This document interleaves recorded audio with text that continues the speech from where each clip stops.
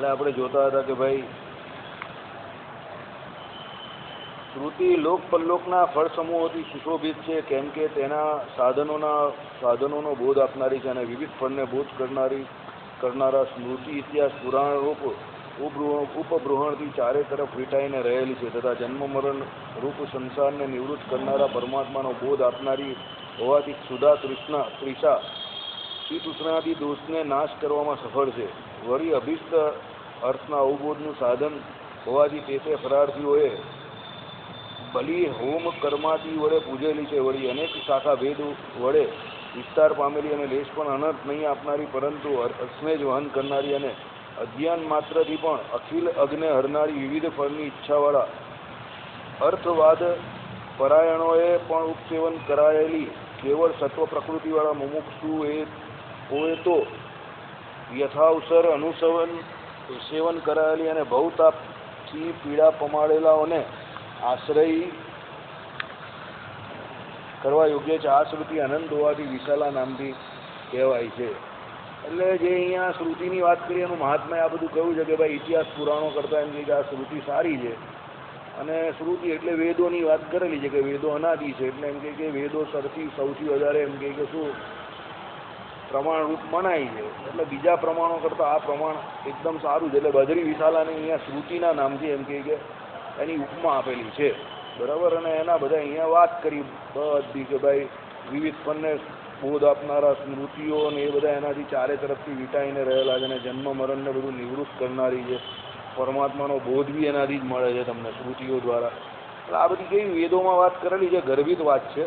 અત્યારે કંઈ આપણે એટલી બધી કંઈ કામની આ બધી વાત નથી, કારણ કે આ બધી ઉપમાવાચક શબ્દો વાપરેલા છે. પેલા જેમ ઝાડની શાખાઓ હોય તેમ બધી વેદોની શાખાઓની વાત કરેલી છે, અલગ અલગ શાખાઓ રહેલી છે. એ શાખાઓ પણ પરમાત્માને ઉદ્બોધ કરનારી જ છે, બરાબર. અધ્યયન માત્રથી તમારા બધા પાપને હરી નાખે એવી છે. બધા ઈચ્છાવાળા જે કોઈ હોય વિવિધ ફળની એટલે ધર્મ અર્થ કામ અને મોક્ષ બધું આપનારી છે એમ ટૂંકમાં કહેવામાં આવેલું છે. ચાલો, વિશાલા નામથી એને ઓળખી છે. વિશાલા એટલે બહુ મોટી એમ. બદરી વિશાળ જે છે એને આખું એની વાત કરેલી છે. કાલે પેલા ભગત કહેતા હતા ને એવું, પણ આમાં 4 શ્લોકની જ વાત કરેલી છે આ છેલ્લા. આ 4 શ્લોકથી વર્ણન કરેલી. એટલે એમાં શું છે કે છેલ્લા 4 શ્લોકમાં આખી શ્રુતિરૂપ બદરી વિશાલાની વાત આવી ગઈ એમ. એટલે ટૂંકમાં બધી શ્રુતિઓ એવી છે, પણ અહીંયા ખાલી આ ફક્ત 4 શ્લોકને અનુસાર એવું કહ્યું એમ. આઈડિયા આવ્યો કે છેલ્લા 4 શ્લોકમાં આખું શ્રુતિનું મહાત્મય કે એમ બદરી વિશાલાનું મહાત્મય કહ્યું શ્રુતિ રૂપે, બરાબર. કાલે એન્ડમાં ઉતાવળમાં બરાબર સમજવામાં થોડી ગરબડ હતી, અત્યારે બધું ક્લિયર થઈ ગયું કે આ છેલ્લા 4 શ્લોકમાં શ્રુતિની વાત કરી. એટલે એ શ્રુતિ માટે એ 4 શ્લોક લીધા છે કે એના વેદોની શ્રુતિ માટે, એટલે વેદોના મહાત્મય માટે એમ. આના છેલ્લા 4 શ્લોક અને આ કાઉન્સમાં લખેલું છે. આજે અર્થ કરેલો જ ને તે કાઉન્સમાં કરેલો છે, મૂળ શ્લોકનો નથી આ અર્થ, બરાબર. એટલે બદરી વિશાલાની જે ઉપમા આપેલી છે કોની જોડે? વેદોની શ્રુતિ જોડે. એ કાઉન્સ છે આખો આ, બરાબર. એટલે આ જે લખનારા હોય એટલે કહેવાનું કઈ એવું છે કે બદરી વિશાલા છે અનાદિ છે, એનું મહત્વ શ્રુતિઓ છે, વેદોની શ્રુતિઓ છે. એવું. એટલે તો મેં તમને કહ્યું કે આ બધી ઉપમાવાચક શબ્દ છે, આમાં બહુ માથાકૂટ કરવા જેવી નહીં. આપણે પેલું ન કહીએ કે ભાઈ વરઘોડો નીકળો, પછી બધા ધડાકાઓ કર્યા, પછી પેલા લોકો એમ કહે કે પેલા પ્રકાશના પેલા એ લઈને ગયા. હવે આમાં મેઇન વસ્તુ ખાલી વરઘોડો નીકળો ને કોઈના લગ્ન થયા, બાકીના બધા ધડાકા ભડાકા બધું હોય નહીં હોય એનો કંઈ બહુ મતલબ નહીં હોય, સમજ્યા? બીજી બધી ઉપમા છે. મુખ્ય વસ્તુ શું છે કે બદરી વિશાલાનું એટલું મહાત્મય છે જેટલું વેદોની શ્રુતિનું છે એમ. છેલ્લા 4 શ્લોકમાં એ શ્રુતિનું અને બદરી વિશાલા બંનેના મહાત્મયની વાત કરેલી છે, બરાબર. ચાલો, એ રીતે બદરીને વર્ણવીને તેનાથી ઓળખાતા આશ્રમને ફરીથી વર્ણવે છે. આ બદરીની વાત કરી દીધી આ પ્રમાણે. જે આશ્રમમાં જોઈ વિદ્યે વેદિતવ્યે આ શ્રુતિમાં કહેલી ઋગ્વેદાદિ રૂપ જે અપરા વિદ્યા તે રૂપ જ્ઞાન આવી ગયું ને. ઋગ્વેદાદિ રૂપ, ઋગ્વેદની અંદર શું છે? ઉપાસનાની વાત કરેલી છે. એટલે શું કહ્યું? અપરા વિદ્યા તે રૂપ જ્ઞાન. પરા અને અપરા બે પ્રકારની, સોરી, પરા વિદ્યા આવે ને મેં, આ તો અપરા વિદ્યા છે તે રૂપ જ્ઞાન. ના અપરા જ કહેવાય. અને બ્રહ્મ સાક્ષાત્કાર રૂપ ના, એ બરાબર છે, પહેલા બરાબર બોલેલો. 1 મિનિટ આખું વાંચવા દે. એ રીતે પેલામાં 51, 52, 53 ને 54 1 મિનિટ જરા જોવું પડશે. એટલો કાઉન્સ કા પૂરો થયો?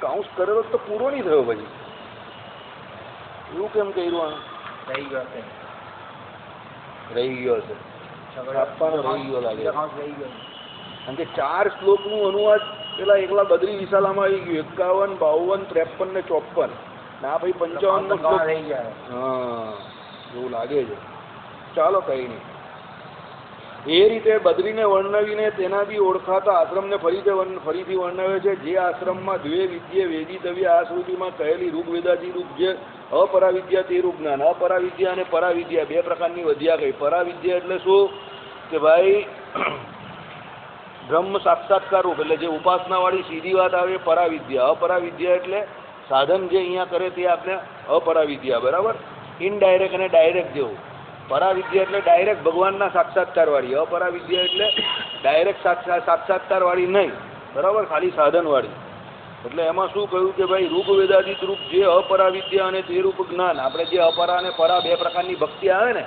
10મી પ્રેમ લક્ષણા ભક્તિ ગઈ તે પરા ભક્તિ ગઈ અને 9 પ્રકારની જે ભક્તિ ગઈ એ સાધન ભક્તિ ગઈ 10મી ભક્તિનો સીધો ભગવાન જોડે ડાયરેક્ટ કોન્ટેક્ટ છે બરાબર અને 10મી ભક્તિ જે પરાભક્તિ જે ભગવાનમાં પ્રેમ ઉત્પન્ન થયો જે કયો એ જ ભગવાનને મેળવી આપનારી છે પેલી સાધન ભક્તિ જે છે શું છે ફક્ત સાધન છે બરાબર એટલે અહીંયા શું કહ્યું કે એ પ્રમાણે ઋગ્વેદાદિત રૂપ જે અપરાવિદ્યા છે તે રૂપ જ્ઞાન તથા બ્રહ્મ સાક્ષાત્કાર રૂપ જે પરાવિદ્યા તે રૂપ વિજ્ઞાને સંપન્ન એટલે બ્રહ્મ સાક્ષાત્કાર પણ થાય બરાબર બરાબર એટલે પરાવિદ્યા એને કહ્યું કારણ કે પરાવિદ્યા એટલે ડાયરેક્ટ કોન્ટેક્ટ ભગવાન જોડે હોય બરાબર મને એ જ થયું અપરા એટલે જગતનું જે જ્ઞાન છે અપરાવિદ્યા એટલે શું જેમાં ભગવાનને મેળવવાના આપણે સાધન કરીએ તે જો આમાં લખ્યું ને અપરાવિદ્યા તે રૂપ જ્ઞાન એટલે જ્ઞાન એટલે જ્ઞાન જ છે હા એટલે શું જ્ઞાન એ જ્ઞાન આ ભાગવતનો 11મો સ્કંદ મેં વાંચ્યો ને તો એમાં જ્ઞાન કોને કહે કે ભાઈ આ જે આ જગતનું જે જ્ઞાન મેળવવું એ જ્ઞાનને જ્ઞાન કીધું અને પરમાત્માનું જે જ્ઞાન છે એ વિજ્ઞાન એમાં એવું છે જગતનું જ્ઞાન એટલે શું એને બે રીતે કહ્યું હોય જગત અને જગતની અંદર રહેલાઓ જે એને ધારી રહેલા ચેતનો બરાબર એ બધું અપરાવિદ્યાની અંદર આવે જગતની ઉત્પત્તિ ને એ બધું છે જડ ચેતન ને એ બધાનું જ્ઞાન એટલે જગતનું એટલે આ બીજું નહીં પણ આ ઉત્પત્તિ ને હા હું કહું એવું હું એ જ કહું છું કે ભાઈ જગતનું એટલે એકલા જગતનું એટલે માયાનું જ્ઞાન નહીં એમ સમજો અપરાવિદ્યાનો અર્થ એવો થાય ઇનડાયરેક્ટ કેવી રીતે કે ડાયરેક્ટ એમાં પરમાત્મા પુરુષોત્તમ નારાયણની ઉપાસનારૂપ જ્ઞાન નથી સમજવા જેવી વાત છે પણ જીવ છે તે જીવ ચેતન છે તે ચેતન આખા જગતની અંદર માયાને ધારીને રહેલો જેમ આપણો ચેતન જીવાત્મા 24 તત્વના શરીરને ધારીને રહેલો બ્રહ્માજી બ્રહ્માંડને ધારીને રહેલા છે એ પ્રમાણે પણ એ બધાની અંદર પેલા પરમાત્મા પાછા અંતર્યામી પણ રહેલા છે આ પરાવિદ્યા સમજી ગયા આ કઈ વિદ્યા થઈ આ અપરાવિદ્યા આ ઇનડાયરેક્ટ કનેક્શન ઓફ ગોડ આમાં ઇનડાયરેક્ટ કનેક્શન ભગવાનનું છે ડાયરેક્ટ નથી હજુ તમે કે મેં અંતર્યામી પણ રહેલા ભગવાનને જોયા છે કોઈએ ને પરાવિદ્યા એટલે શું ડાયરેક્ટ વિજ્ઞાન એટલે શું ડાયરેક્ટ આમ ભગવાનનું ધ્યાન કરવા બેસી ગયો ગુરુએ કંઈક એની ઉપર કૃપા કરી સમાધિ થઈ અને ડાયરેક્ટ ભગવાન જોડે કોન્ટેક્ટ થઈ ગયો બ્રહ્મ સાક્ષાત્કાર થઈ ગયો એટલે પરાવિદ્યા થઈ ગઈ પરમાત્માનું દર્શન એ જીવાત્મામાં થઈ ગયું તે વિજ્ઞાન રૂપ એમ એ પરા જેમ 9 પ્રકારની ભક્તિ ગઈ સમજો તમે માળા ફેરવો છો બરાબર ત્યારે કથા સાંભળો છો તે 9 પ્રકારની ભક્તિને પણ ભક્તિ તો કઈ ને ટૂંકમાં સમજો ભક્તિને તમે એમ નહીં કહી શકો કે આ ભક્તિ નથી 9 પ્રકારની ભક્તિને પણ ભક્તિ તો કહે જ પણ આ સાધન ભક્તિ છે હજુ આમાં ભગવાન જોડે ડાયરેક્ટ કનેક્શન નથી કેમ પેલી 10મી પ્રેમ લક્ષણા ભક્તિ સિદ્ધ કરવા માટે તમે આ 9 પ્રકારની ભક્તિ કરો છો આઈડિયા આવ્યો તેમાં અપરાવિદ્યામાં ડાયરેક્ટ હજુ કનેક્શન નથી હજુ સાધન રૂપ છે બધું તમને ખબર છે અપરાવિદ્યા રૂપ જ્ઞાનમાં કે ભગવાન જ બધું કરનારા છે પણ પછી પેલું કહીને વિજ્ઞાન એટલે શું સાધન કરે અને પેલો બ્રહ્મ સાક્ષાત્કાર થાય ત્યારે એ પરાવિદ્યા કહેવાય નોલેજ અને ટેકનોલોજી એના જેવું નોલેજ છે સમજજો પણ જ્યાં સુધી એનું ટેકનોલોજીમાં રૂપાંતરણ નહીં થાય ત્યાં સુધી એ વસ્તુનું એ નોલેજ સાચવું હતું એનો સાક્ષાત્કાર નહીં થાય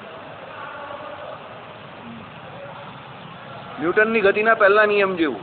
જડત્વમાં શું કહ્યું એણે?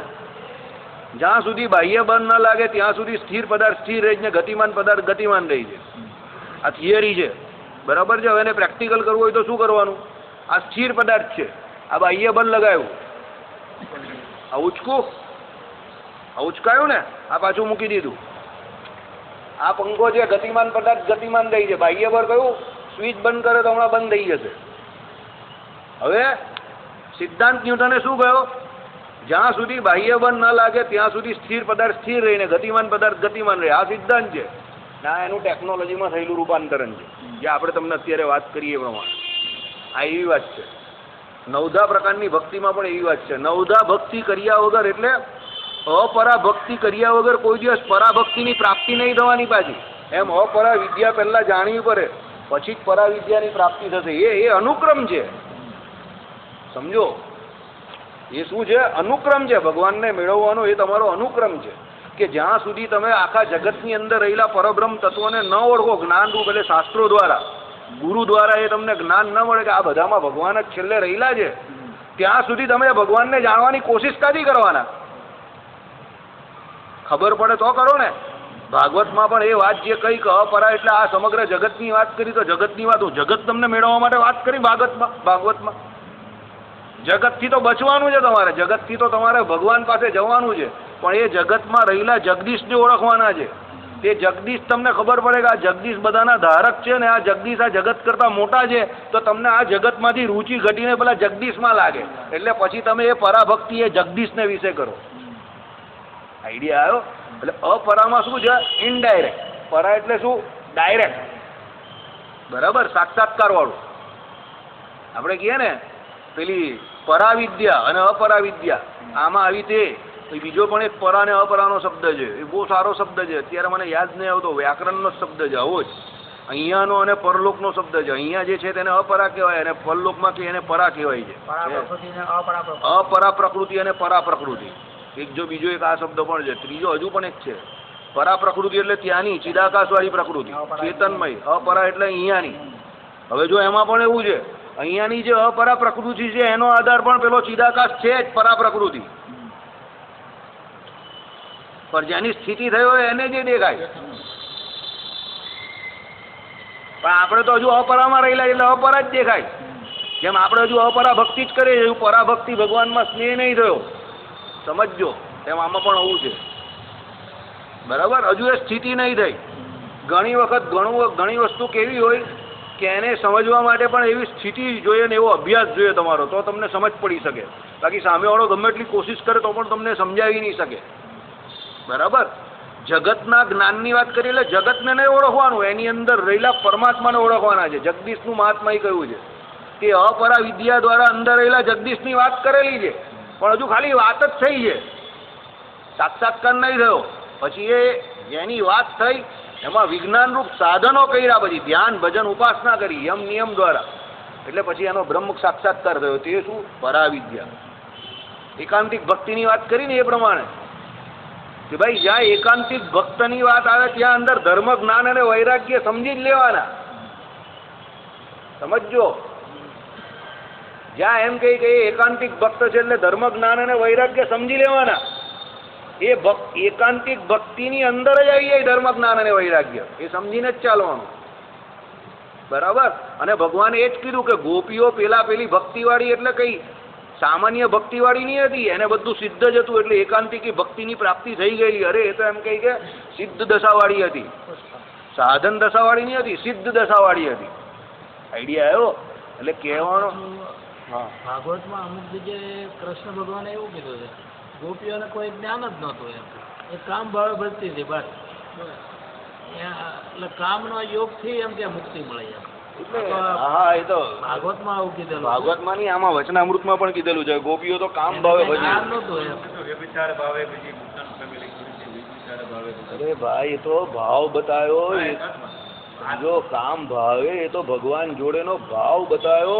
કોઈ પણ ભાવે ભગવાનને ભજે એનો ભાવ બતાવ્યો. બાકી એમાં પૂર્વે તો ઋષિ મુનિઓ હતી ને બધી તપસ્વી હતી ને જ્ઞાન બધાને હતું, ભાવ બધાનો અલગ અલગ હોય.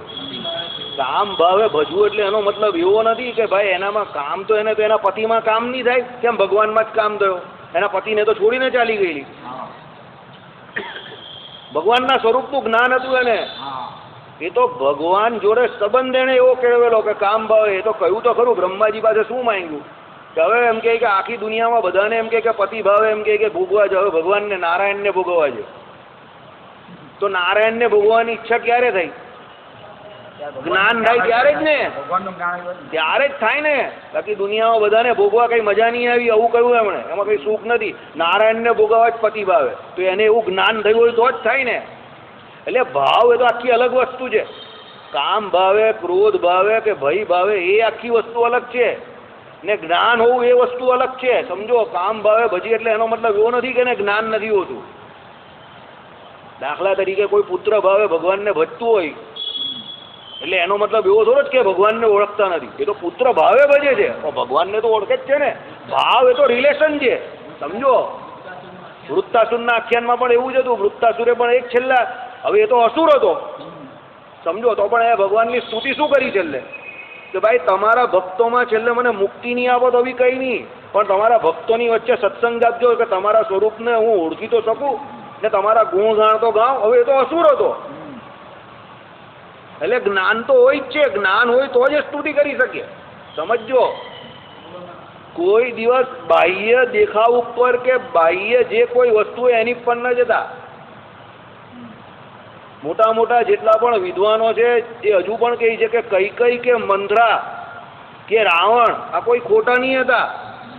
ભગવાનની વિરુદ્ધ જઈને એ લોકોએ પોતાના પાત્ર ભજવા છે કે જેને કરીને ભગવાનના લીલા ચરિત્રમાં આવનાર ભક્તોને મજા આવે. અને વર્ષો સુધી ગાળો ખાય છે એ લોકો અત્યાર સુધી. એ ભગવાનના ચરિત્રમાં મદદરૂપ થાય છે. સમજો, ગાળ ખાઈને પણ મદદરૂપ થાય. પોતે ગાળ ખાય છે પણ મદદરૂપ થાય છે. ભગવાન રામચંદ્ર જ્યારે 14 વર્ષના વનવાસ પહેલા મળવા આવ્યા તો પહેલા કોને મળવા ગયા ખબર તમને? કૈકેયીને ને મંથરાને મળવા ગયા. અને કૈકેયીને પહેલા જનની કહી, માતાની જનની શબ્દ વાપરો છે રામાયણમાં. તો કૈકેયી કે હું તારી જનની નથી, તારી જનની તો કૌશલ્યા છે. ત્યારે શું કહ્યું રામચંદ્ર ભગવાને? જનની તો તું જ છે. રામને રામ બનાવનારી કૈકેયી છે. રામને રામ તરીકે ઓળખીએ જ આજે આખો જમાનો તો કેમ ઓળખે? કૈકેયીએ ઘરમાંથી કાઢી મૂક્યા તો ઓળખે જ ને કે રામ હવા હતા એમ. તો રામનો જન્મ તો તે જ આપ્યો હોય એટલે તું કૈકેયી છે, તું જ જનની છે. સમજો, એટલે આપણે જેવું હવે આમ જોવા જાય તો કૈકેયીને રામ પ્રત્યે દુષ્ટ ભાવ હોય તો જ એને કાઢી મૂક્યા હોય ને. અને ભરત પ્રત્યે એ સમય પૂરતો તો એવું જ મનાય ને. પણ વાસ્તવિકતામાં એવું થોડું છે. સમજો, એટલે ભાવ નહીં જોતા. ઘણી વખત ભાવમાં તમે આપણે આ લોકમાં જેવો ભાવ રાખીએ એવો ભાવ પેલા શાસ્ત્રમાં લખેલા કેરેક્ટર વિશે, પાત્ર વિશે સમજવા જેવું ગોથા ખાઈ જઈશું. જ્ઞાન હોવા છતાં નેગેટિવ કે પોઝિટિવ ઘણા પ્રકારની એ લોકો પોતે ક્રિયા કરે છે. કેમ? ભગવાનની લીલાની અંદર પોતાનો ભાગ ભજવવા માટે. સમજો, આ પેલા એક્ટર જેવું છે બરાબર. સુનિલ દત્ત સાહેબને પૂછેલું મધર ઇન્ડિયામાં પહેલી વખત એન્ટી હીરો તરીકે આવેલા ને ત્યારે કે જો ભાઈ નેગેટિવ રોલ છે. દિલીપ કુમારે ના પાડી દીધેલી. ફોર યોર કાઇન્ડ ઇન્ફોર્મેશન તમને કહી દઉં કે ના, આમાં નેગેટિવ રોલ છે, ઇમેજ બગડી છે. સુનિલ દત્તને પૂછેલું. સુનિલ દત્ત કે ભાઈ આપણી પાસે કામ જ નથી, એના કરતાં જે ઇમેજ હોય છે કામ કરી નાખો. ને એણે એક નવો ટ્રેન્ડ બનાવી દીધો કે હીરો પણ નેગેટિવ ભૂમિકા ભજવી શકે છે. અત્યાર સુધી ચાલે છે. સમજો, એટલે આ આવું છે. તમે એઝ ડેડલી એઝ હીરો એવું છે. તમે કેરેક્ટર વિલનનું ભજવો છો પણ તમે બીજા માટે હીરો થઈ જાઓ છો. રાવણ ન હોય તો રામના ગુણ કઈ રીતે બહાર આવે? કૈકેયી ન હોય તો રામના ગુણ કેવી રીતે બહાર આવે? કંસ ન હોય તો આટલી નાની ઉંમરમાં 12 અવસ્થામાં ભગવાન શ્રી કૃષ્ણએ કંસને આટલા બધા અસુરોને માર્યા અને એ લીલામાં આટલી તમે વાંચી દશમસ્કંદ તમને કેટલી મજા આવી.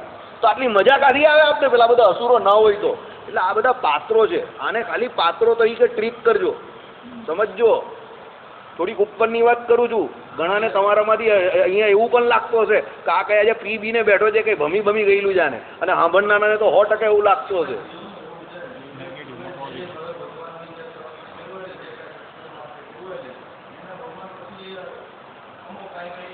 હા, એવો જ થઈ જાય.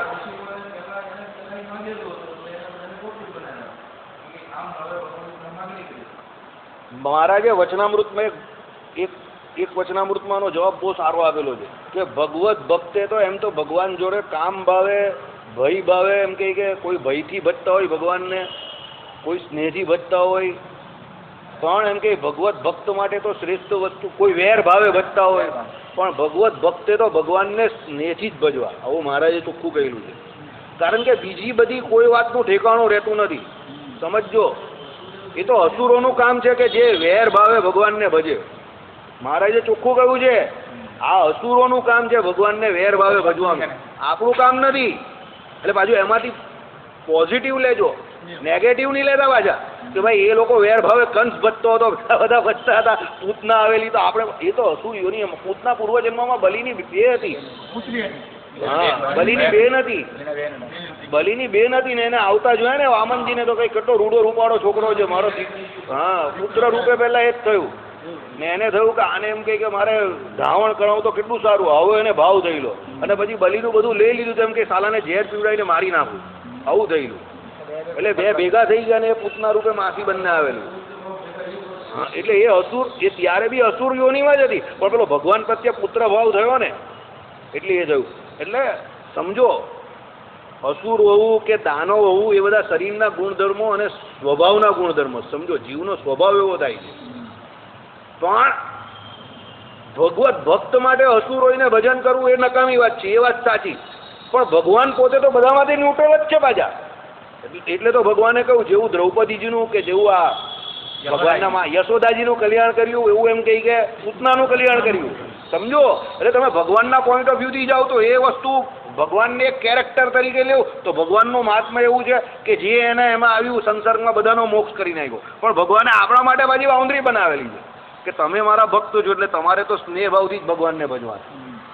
આખો મુદ્દો છે ને બહુ ગોળ ગોળ છે અને સમજતા બહુ મને પણ બહુ ટાઈમ લાગેલો. મેં કહું આ બધી સારી વાત બધી આમ કરે છે, ટેપ કરે છે, બધી ગોળ ગોળ વાત છે, પણ બધી ભેગી થઈને ટાઈમ પકડે આમાં. આ બધી વસ્તુને શું તમારા મગજમાં જેમ જેમ ભેગી થતી જાય ને એક્યુમ્યુલેટ કરવી પડે. પછી બધી વાત ભેગી થાય ને સમસ્ત પહેલાં શું છે આ બધી વસ્તુઓ અલગ અલગ મુદ્દા હોય ને એને પહેલાં યાદ રાખવા પડે. અને જેટલું તમને યાદ રહે ને એટલું બહુ સારું. પછી બધા મુદ્દાઓ સંકેલાય અંદર, એ ભેગા થાય ને પછી તમને બધું ખબર પડે કે ના આ બધાના રોલ અલગ અલગ છે, પણ કાર્ય બધાનું જોરદાર જ છે, મજા જ આવે. એટલે તમે જોજો ભાગવતના ઘણા વક્તાઓ જે છે ને આ બધા જે બકાસુર ને અઘાસુર ને આ બધા આવ્યા ને એ બધાને પણ બહુ તરત જ એની વિદાય આપી દે. ભગવાનના લીલા ચરિત્ર બરાબર ગાય, પેલા માખણમાં ગયા એ બધું મજા આવે, પણ બધાને માર્યા એને 2 મિનિટમાં 1 મિનિટમાં પૂરા કરી નાખે કે આમાં કંઈ બહુ મજા નથી એમ કે. સમજો બરાબર. ચાલો, બહુ ખેંચ્યું આપણે આજે, કંઈ નહીં, મજા આવી ગઈ. તને તો મજા જ આવે ને ભાઈ, લોહી મારું ઘટે છે અહીંયા, તને મજા આવે છે ને લોહી મારું ઘટે છે. હા, તો પણ મજા આવી ગઈ, ડ્રેક્યુલા લાગે તો. એટલે રૂપ વેદાદી રૂપ જે અપરાવિદ્યા તે રૂપ જ્ઞાન અને તથા બ્રહ્મ સાક્ષાત્કાર રૂપ જે પરાવિદ્યા તે રૂપ વિજ્ઞાને સંપન્ન. સાધન કરે તો જ બ્રહ્મ સાક્ષાત્કાર થાય. સમજો, વિજ્ઞાન એટલે સાધન, જ્ઞાન એટલે નોલેજ, સાધન એટલે યમ નિયમ જે કંઈ કયા તે આમ કરીને ધ્યાન કરવાનું, પરમ દિવસે તપની વાત આવેલી તે બધું જ આવી જાય અંદર. બરાબર. ચાલો આગળ જઈએ. તથા બ્રહ્મ સાક્ષાત્કાર રૂપ જે પરાવિદ્યા તે રૂપ વિજ્ઞાને સંપન્ન. એટલે પરાવિદ્યા વિજ્ઞાનથી વિજ્ઞાને સંપન્ન એટલે શું? બ્રહ્મ સાક્ષાત્કાર કોને થાય? જે વિજ્ઞાને સંપન્ન હોય તે. આપણી જેમ તમારી ને મારી જેમ બધું જાણીને અહીંયા બેસી રહી તો કંઈ નહીં થવાનું.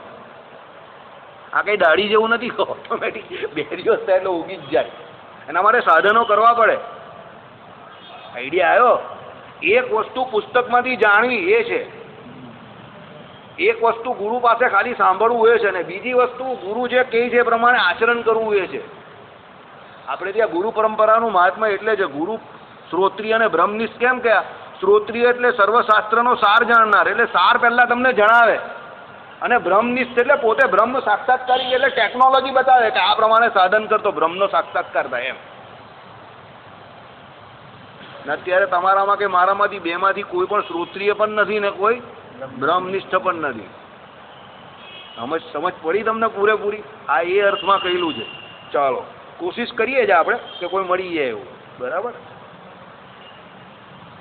હા, તે રૂપ વિજ્ઞાને સંપન્ન સિદ્ધ, જેને યોગ સિદ્ધ થયો છે, કેવળ સિદ્ધ નહીં પણ શ્રી કૃષ્ણના ચરણારવિંદમાં જ એક અનુરક્તિ જીવિત હોવાથી ભાગવતોમાં અગ્રણી એવા ઉદ્ધવજી શ્રી કૃષ્ણની આજ્ઞાથી વસે છે.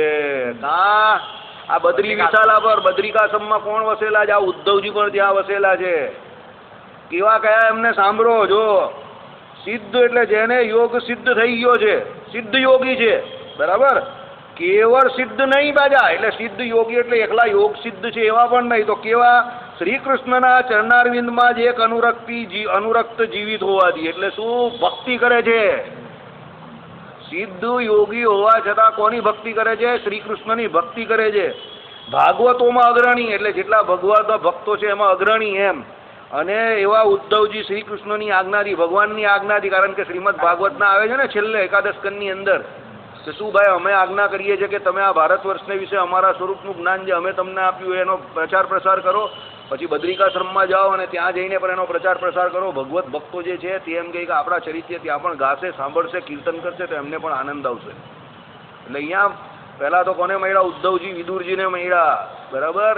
પછી ફરતા ફરતા ભારતમાં બધા તીર્થયાત્રામાં ફર્યા, વિદુરજીને મળ્યા, મૈત્રેય ઋષિનો મિલાપ થયો, અને પછી ક્યાં પહોંચી ગયા? બદ્રિકાશ્રમમાં પહોંચી ગયા. અને બદ્રિકાશ્રમમાં જે કોઈ મુક્તો છે એમને પણ ભગવાન શ્રી કૃષ્ણના ચરિત્રરૂપ ભગવાનના સ્વરૂપનું જ્ઞાન આપતા હતા.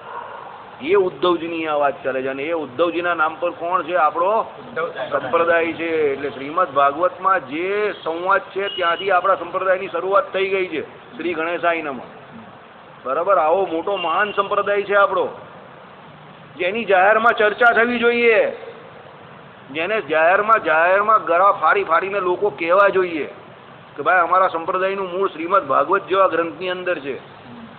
પણ કમનસીબે કોઈ કહેતું નથી. આની ઉપર ફેરવજે ભાઈ. આને આ ઉદ્ધવ સંપ્રદાય જે છે ને, આ વાતને ફેરવજે. રોજ આટલું કાઢીને એનું મોકલજે બધાને, જેટલાને મોકલાય એટલાને. આ મૂળ છે સંપ્રદાયનું. એટલે સંપ્રદાય પર જે લોકો આંગળી ચીંધે છે કે તમારો સંપ્રદાય હજુ 200-250 વર્ષ જૂનો છે, એના કોઈ ઘડિયા પિત્તરિયા કે એના મૂળ કોઈ મળતા નથી કે વૈદિક નથી, તો એને આનો જવાબ મળે કે ભાઈ આના મૂળ શ્રીમદ ભાગવતમાં છે સંપ્રદાયના, બરાબર. એમાં વાંક કોઈ બાંધનાનો નથી, વાંક ઘરનાનો જ છે કે એનો પ્રચાર પ્રસાર જેવો હોવો જોઈએ એવો થતો નથી. અને જે સંપ્રદાયથી બહાર નીકળી ગયા, જે બધા અવળો પ્રચાર, કુપ્રચાર કરી રહેલા છે, જેને લીધે ઉલટી બદનામ થાય છે. બાપનું ઘર છોડીને દીકરો બાપને બદનામ કરે એવી વાત છે, બરાબર. અને જે બાપના ઘરમાં રહેલા તે બાપના ગુણ બહાર જઈને ગાતા નથી. આવી પ્રોબ્લેમ છે. બોલો હવે કંઈ બોલવા જેવું જ નહીં આમાં. કારણ કે આ સૌથી વધારે દુઃખનો મામલો છે. તમે આની પર બોલો તો હું જરા સેન્ટિમેન્ટલ બેવું થઈ જવા, એટલે હું વધારે આમાં ચર્ચા કરતો જ નથી, બરાબર. ચાલો. જે આશ્રમમાં વૈહાયસ નામનો અગાધ ધરો છે, ધરો એટલે ખબર ને તમને, પેલું તમને, બરાબર. વૈહાયસ નામનો એટલે નામ છે એનું. એ અગાધ ધરો, અગાધ એટલે બહુ મોટો, એમ ઊંડો એકદમ. અત્યારે તો નહીં હતા, અત્યારે નહીં.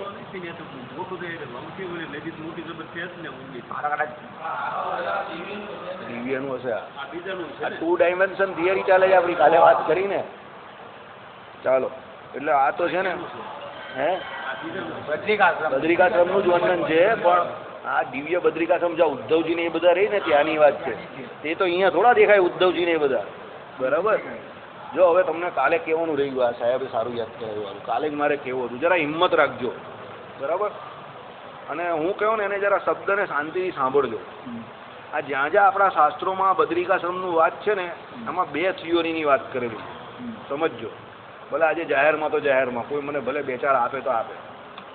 એક બદ્રિકાશ્રમ એવું છે કે જે આપણે અહીંયા બદ્રીનાથના મંદિરે જઈએ છીએ, જ્યાં ગંગાજી છે, નૃષિશિલા છે, એ બધું છે, જેને આપણે આ ભૌતિક દેહ કરીને પામીએ છીએ, દર્શન કરીએ છીએ, ભજન કરીએ છીએ, અને ત્યાં જઈને પાછા આવી શકીએ છીએ. આ પ્રાકૃત બદ્રિકાશ્રમ. બદ્રીનાથનું આપણું જે મંદિર છે ને, તે જે મૂર્તિ રૂપે ભગવાન બિરાજમાન છે તે બદ્રીપતિ નારાયણ, બરાબર. બીજું વર્ણન જ્યાં શાસ્ત્રો આવે એ અપ્રાકૃત બદ્રિકાશ્રમનું આવે છે, જ્યાં માયાની એન્ટ્રી નથી ને ત્યાં બધા મુક્તો રહે છે. ઉદ્ધવજી મુખ્ય ભક્ત છે ત્યાં.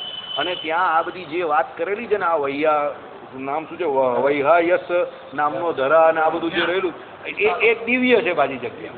એટલે જ્યારે પણ તમે શાસ્ત્રોમાં બદ્રિકાશ્રમનું વર્ણન વાંચો ને ત્યારે એનો જે એ થોડો વિભાગીકરણ મગજમાં રાખીને કરજો.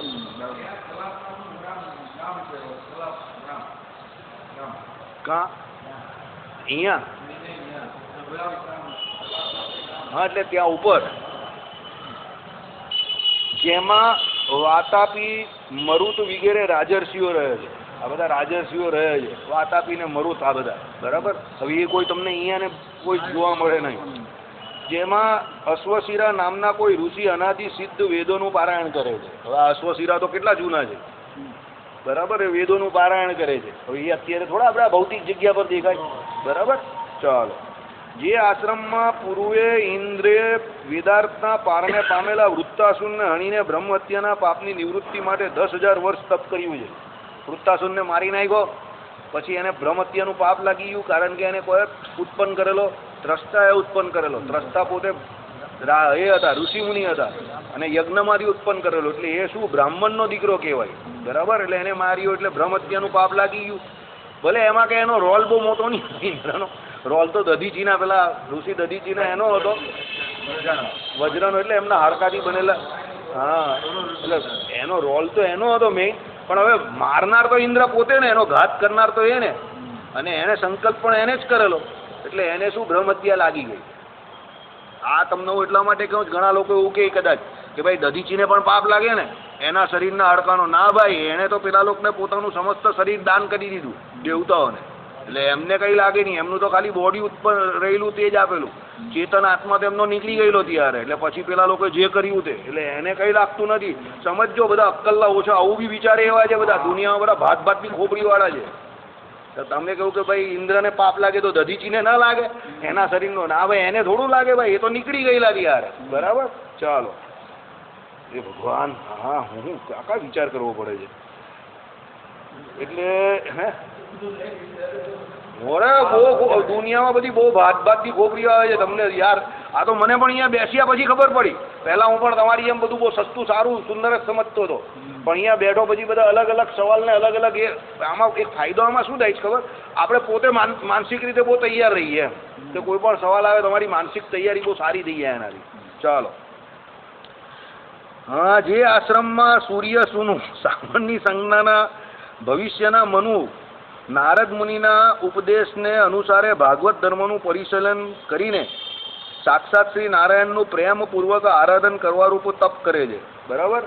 એટલે શ્રાવણની સંજ્ઞાના ભવિષ્યના મનુ એટલે આવનાર જે હજુ છે તે, હજુ ભવિષ્યમાં જે મનુ આવવાના છે જેની શ્રાવણની સંજ્ઞા હશે બરાબર, તે એમ કહે કે શું કરે છે? ભાગવત ધર્મનું પરિશીલન કરવા શ્રી નારાયણનું પ્રેમપૂર્વક આરાધન કરવા તપ કરી રહેલા છે. હજુ આ બાકી છે ભાઈ. એટલે હજુ અત્યારે તમે મને આમાં કંઈ પૂછો તો હું કંઈ ભવિષ્યને જોનારો નથી. હા, એટલે આવશે હજુ ગમે ત્યારે, હજુ તો બાકી છે એટલે હજુ આવશે બરાબર. ચાલો, જે આશ્રમમાં ભક્તોના કલ્યાણ માટે સ્વયં ભગવાન ભૂમિ ઉપર ભરતખંડમાં નરનારાયણ રૂપે આવિર્ભાવ પામીને આચાર્ય શિષ્ય લક્ષણનું જણાવવું, હસ્તાક્ષરનો પ્રકાશ કરવો, તેનું ધ્યાન કરવું, તે રૂપ તપશ્ચર્યા કરવી વગેરે પોતાના આચરણથી ભક્તોને શ્રેય પમાડવા માટે નિરંતર દુષ્કર તપ કરે છે. હવે આ નરનારાયણ દેવ જે તપ કરે છે એ આપણે પ્રાપ્ય નથી, એટલે આ દિવ્ય જગ્યાની વાત ચાલે છે. સત્સંગી જીવનની શરૂઆતમાં જે પહેલા આપણા દુર્વાસા ઋષિ શ્રાપ આપે છે, નરનારાયણ ઋષિ અને ધર્મ ભક્તિ બધા જે હતા ઉદ્ધવજી સહિત, એ પણ દિવ્ય જગ્યાની વાત છે. ત્યાં આપણે અત્યારે જઈ શકીએ નહીં, એટલે થોડોક પૂર્વાપનનો હા હા છે. વાસુદેવ મહાત્મયમાં છે. વાસુદેવ મહાત્મયમાં તો શ્વેતદ્વીપનું બદ્રિકાશ્રમનું બધું બહુ જોરદાર વર્ણન છે બધાનું. એટલે આ સમજીને ચાલજો, જ્યારે પણ વર્ણના વાંચો ત્યારે જ્યાં આપણે પહોંચી શકીએ અને જ્યાં ન પહોંચી શકીએ એ બંનેનું વિભાગીકરણ કરજો ભાઈ.